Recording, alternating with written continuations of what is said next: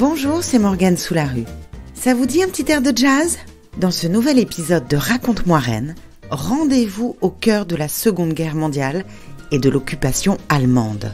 C'est à cette époque que des étudiants dingues de Django Reinhardt et de swing manouche ont décidé de créer le Hot Club de Rennes. Rennes Ville Rock, tout le monde connaît le refrain de cette musique rebelle qui s'est répandue comme une traînée de poudre dans les rues de la cité à l'aube des années 1980. Mais qui se souvient que 40 ans plus tôt, Rennes fut couronnée capitale du jazz dans le sillon d'un orchestre baptisé Hot Club de Rennes.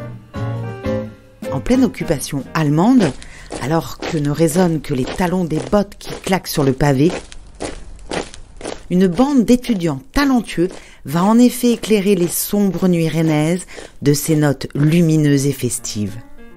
L'histoire commence au 17 de la rue Saint-Georges, dans une somptueuse demeure à pans de bois du XVIIe siècle. Difficile d'imaginer que cette demeure sera pendant 10 ans l'épicentre d'un jazz porté haut dans les caves parisiennes par Django Reinhardt et Stéphane Grappelli. Mais l'heure n'est pas aux réjouissances. Les Allemands ont défilé sur les bords de la Vilaine le 17 juin 1940. Führer und Truppe sind eng miteinander verbunden. Les bals sont interdits et le jazz est officiellement banni par le Reich, considéré comme une musique nègre dégénérée.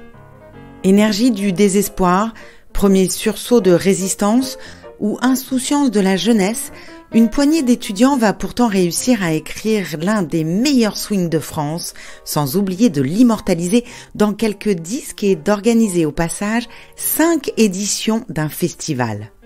Le Hot Club de Rennes aura même le culot de remporter 3 années de suite le prestigieux tournoi parisien des espoirs du jazz au nez et à la barbe de Boris Vian et de Claude Luther. Les princes du swing à la rennaise se nomment Jacques Souplet, Alain Gastinel et Jean Kéinec. Ils seront ensuite rejoints par d'autres. Le dernier cité témoigne.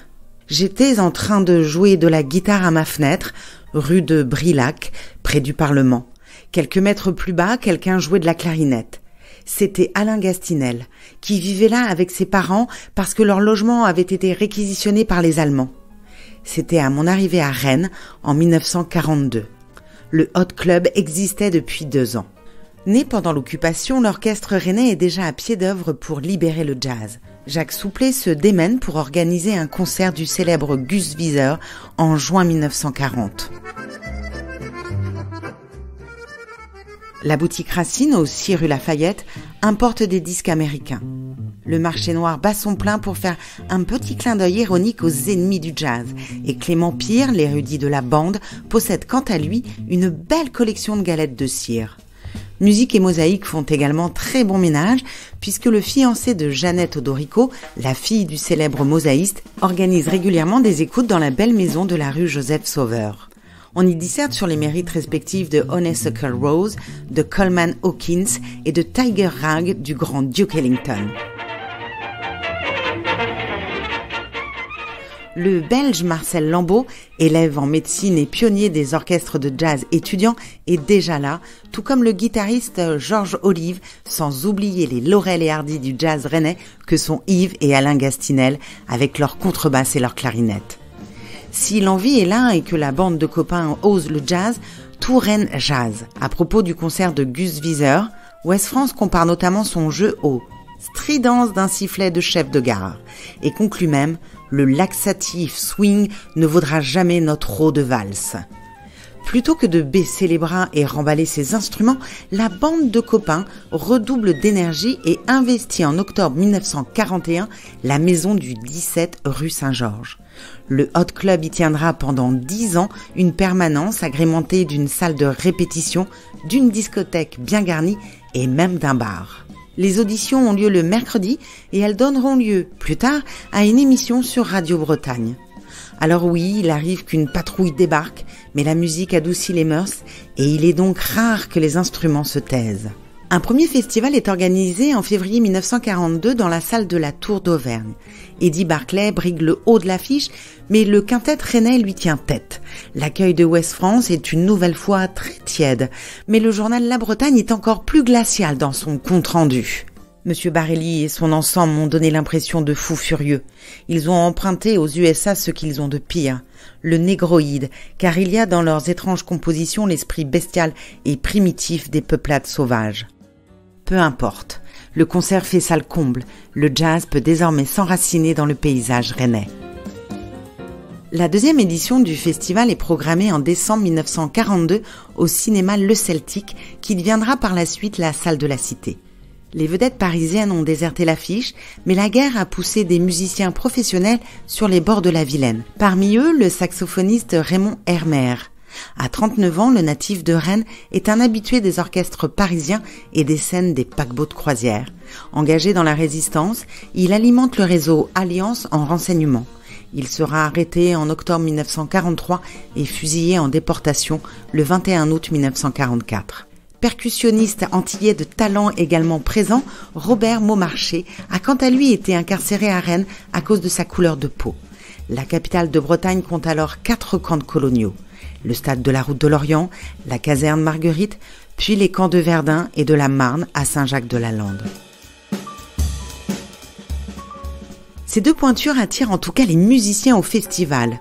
On y voit Marcel Lambeau et sa trompette, Maurice Carré et sa guitare, Robert Chevalier et son piano, ou encore Fernand Grimaud et sa batterie. Une liste loin d'être exhaustive. En mai 1943, c'est le quintet Gus Wieser qui a le redoutable honneur d'aller défendre les couleurs rennaises au concours organisé par le Hot Club de France, salle Pleyel à Paris. Parmi les candidats figurent notamment le futur saxophoniste de Django Reinhardt ou encore le grand pataphysicien Boris Vian. Et n'en déplaise à l'auteur de la complainte du progrès, ce sont les Bretons qui l'emportent.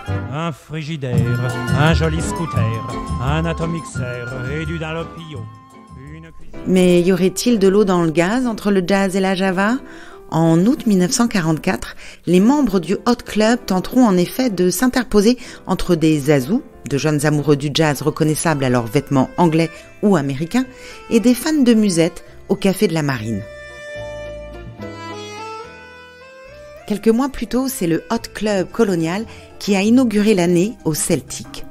Toutes les grandes vedettes antillaises du jazz ont participé au concert, ainsi que la non moins célèbre chanteuse Moon de Rivelle. Maman, la grève barrez-moi. Maman, la grève barrez-moi. Organisée au profit des prisonniers coloniaux du Stalag 221, la soirée sera un succès total. Au terme d'un été très violent, les GIs américains libèrent enfin la ville le 4 août 1944. Dans l'arène affranchie du joug allemand, il est question de musique et une nouvelle page va s'ouvrir pour le Hot Club de Rennes. Hier méprisé, le jazz offre une bande-son idéale à la liesse de la libération. Des camps de soldats aux bals dominicaux, le swing a désormais le vent en poupe. Jean Keinek se souvient. Les camions GMC américains venaient nous chercher place du Parlement. Ensuite, on allait jouer dans les camps US, aux routes de Lorient, à Saint-Jacques. Des soldats passent au local et tapent la jam. Des liens secrets. L'orchestre du Hot Club est désormais très prisé. Et le dimanche, le badaud rennais assiste à la drôle de transhumance des musiciens qui filent en quart, l'instrument dans le dos vers les guinguettes de Cesson Sévigné. Le 31 décembre 1944, l'orchestre du Hot Club remporte à nouveau la première place du concours national des espoirs du jazz organisé par le Hot Club de France à Paris. Ne manque plus qu'un enregistrement pour graver dans le marbre cette épopée musicale. Ce sera chose faite les 22 et 23 mai 1947. Le Hot Club de Rennes s'enferme dans le studio du label Pacifique, dirigé par Pierre Hegel. 7 galettes sont enregistrées, où s'entremêlent titres de swing et standards de jazz Dixieland, airs de Broadway, et autres classiques signés Louis Armstrong, Django Reinhardt ou encore Cab Calloway.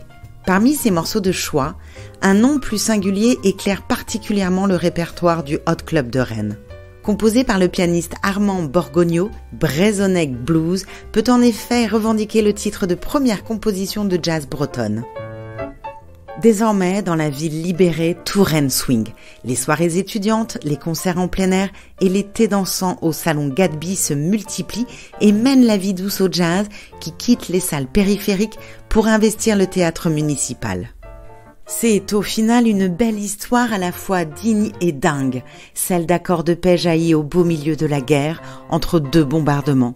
Celle d'amoureux d'un jazz manouche vivant et vibrant, à une époque où les communautés tziganes mouraient dans le silence des camps de concentration. Celle d'amoureux du jazz tout court, quand le simple mot suffisait à faire grincer les oreilles conservatrices. Celle de pionniers qui participèrent à enraciner le jazz dans le paysage breton. Et si vous avez envie de revivre l'épopée méconnue de ces frères d'art, sachez que les deux passionnés Guillaume Michelet et Lionel Bénard, respectivement collectionneurs de disques et historiens de l'art, ont réédité les 78 tours du Hot Club de Rennes sous la forme d'un 33 tours enrichi d'un livret, aux côtés de l'association 3615 Records. De quoi écouter le swing autrement et replonger au cœur des années 40 à Rennes. À Rennes, les rois du jazz, un récit écrit par Jean-Baptiste Gandon. C'était Morgane Soularue. Je vous dis à bientôt pour un nouvel épisode de Raconte-moi Rennes, votre série de podcasts sur l'histoire de notre ville.